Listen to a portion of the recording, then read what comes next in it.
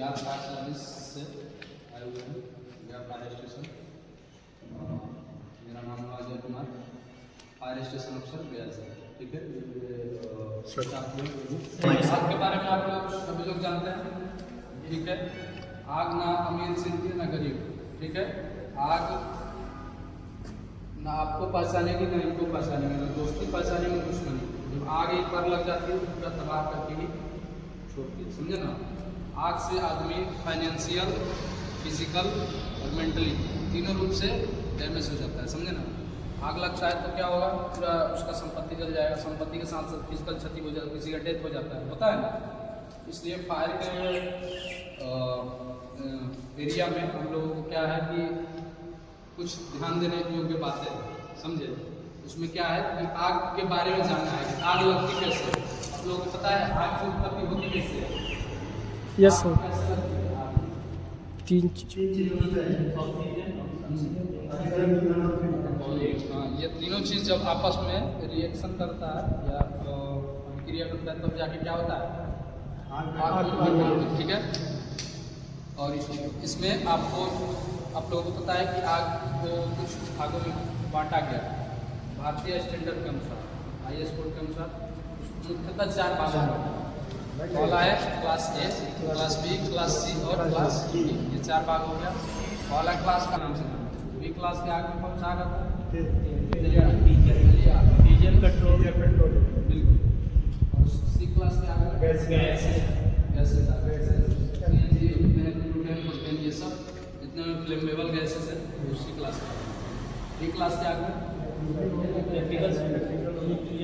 Class के आगे इसको आप डी क्लास का आगे रखते हैं। इलेक्ट्रिकल कोई क्लास ना होता है, ये इलेक्ट्रिक से जिस चीज़ में आग लग जाता है वही सब जाता है, समझे।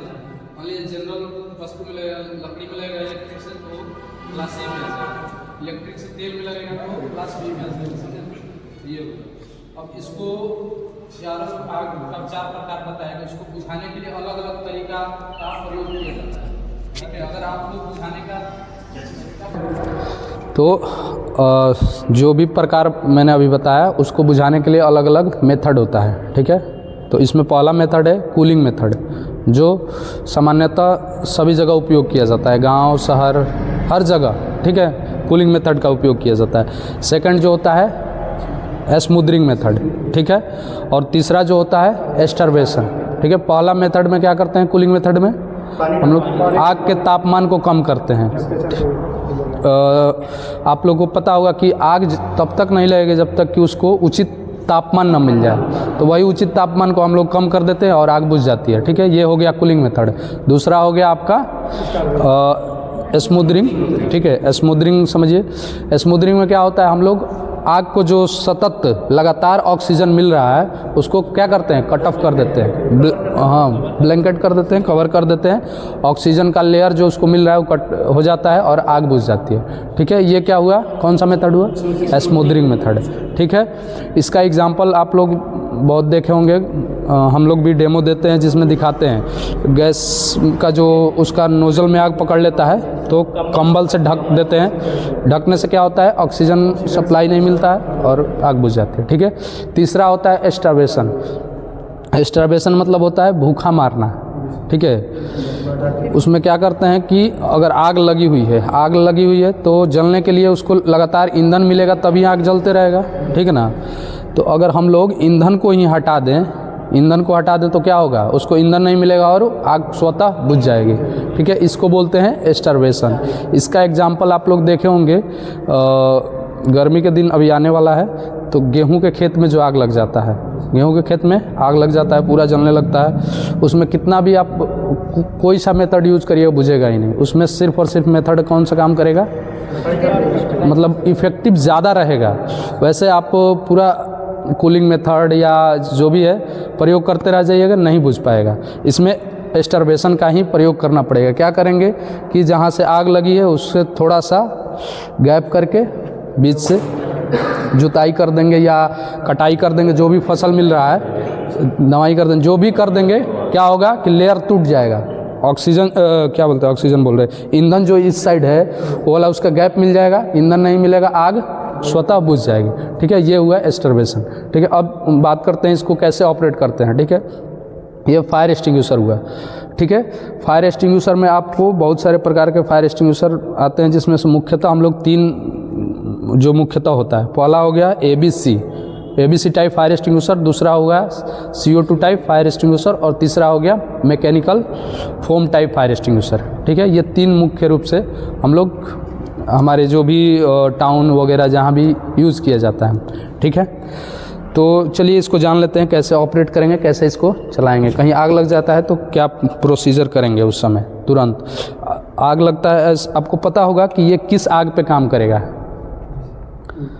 बड़ा आग पे काम करेगा ये नहीं, तो इसको हम लोग फर्स्ट एड बोलते हैं। जैसे मेडिकल में किसी का हाथ कटता है तो बैंडेज बांध देते हैं, फिर उसको ले हॉस्पिटल में एडमिट करते हैं, तो उसी प्रकार का ये आग के लिए फर्स्ट एड का काम करता है। ठीक है, छोटा आग मतलब जितना आप छोटा कहने का मतलब प्राथमिक अवस्था में जो आग लगती है उसको इससे हम लोग काबू कर सकते हैं। ठीक है, अब देखिए ये हो गया, सील लगा हुआ है इसको।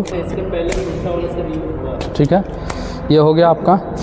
अब देखिए जहाँ भी कहीं मान लीजिए इस बेंच में आग लगा हुआ है, ठीक है, वहाँ टंगा हुआ है, तुरंत जाएंगे, क्विकली लाएंगे इस आग से, बेंच से 3 से 4 फीट की दूरी पे तुरंत इसको करके, ठीक है, ऐसे किए। सबसे पहले पास का मेथड बता देना। तो इसको चलाने के लिए एक मेथड होता है जो पास, PASS, पास। P से हो गया पुल द पिन को पुल कर दिए, पुल द पिन। ये वाला आपका हो गया डिस्चार्ज नोजल। ठीक है, ट्यूब भी बोल सकते हैं इसको, डिस्चार्ज ट्यूब, छोटा है इसलिए। तो इसको क्या करेंगे, A से aim at the base of fire, यहाँ फायर जहाँ भी लगा है उसके जड़ पे निशाना लगाएंगे, क्योंकि इधर उधर मारिएगा तो आग तो नहीं बुझेगी। ठीक है, तो निशाना लेंगे कहाँ पे, जड़ पे। ठीक है, और S से एक्सक्यूज द ये नोजल। ठीक है, ठीक है, ये हो गया। आप इसको क्या करेंगे, स्क्वीज करेंगे, दबाएंगे। ठीक है, ये जो लीवर है, ठीक है, दबा दिए। दबाने के बाद S से एक जो बचा स्वीप साइड टू साइड, ये झाड़ू के जैसा बहारेंगे। ठीक है, जड़ पे तो निशाना लेंगे पहली बार, और उसके बाद साइड बहारेंगे इसको ऐसे, ताकि जितना दूर में आग फैला है आसानी से बुझ जाए। समझे ना। अच्छा, ये बताइए, ABC टाइप फायर एक्सटिंग्विशर बोला जाता है, इस पर लिखा रहता है।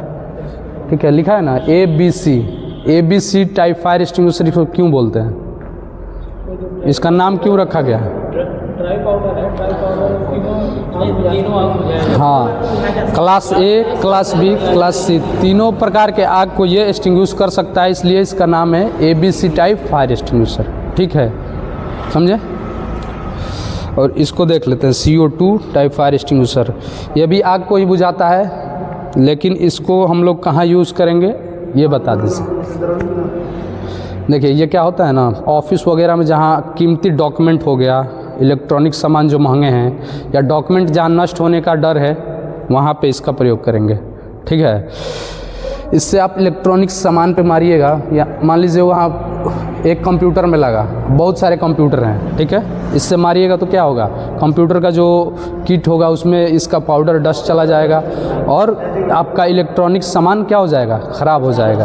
तो ठीक है, बुझाने के आप एक कंप्यूटर को बुझाएं, बाकी कंप्यूटर को क्या कर दिए, ख़राब कर दिए, समझे ना।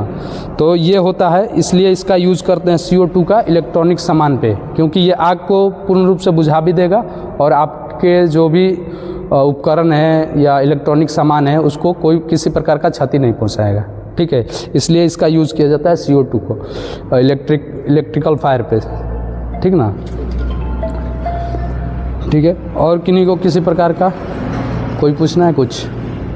तो आप लोगों को जो पंपलेट मिला है उस पर लिखा हुआ है हमारे फायर ऑफिस का नंबर, टोटल हमारे गया में जितने भी अनुमंडल हैं, ठीक है, सभी अनुमंडल का नंबर दिया गया है, हमारे फायर स्टेशन का भी नंबर दिया गया है, और जो ऑल इन वन नंबर होता है 101 और 112। 112 पे आप लोगों को 3 चीज़ सर्विस मिलता है, 3 सर्विसेज। क्या होता है, पहला 112 से तो पहले पुलिस आएगी, दूसरा एम्बुलेंस, तीसरा फायर सर्विस। ये तीनों एक ही जगह प्रोवाइड होता है 112। ठीक है।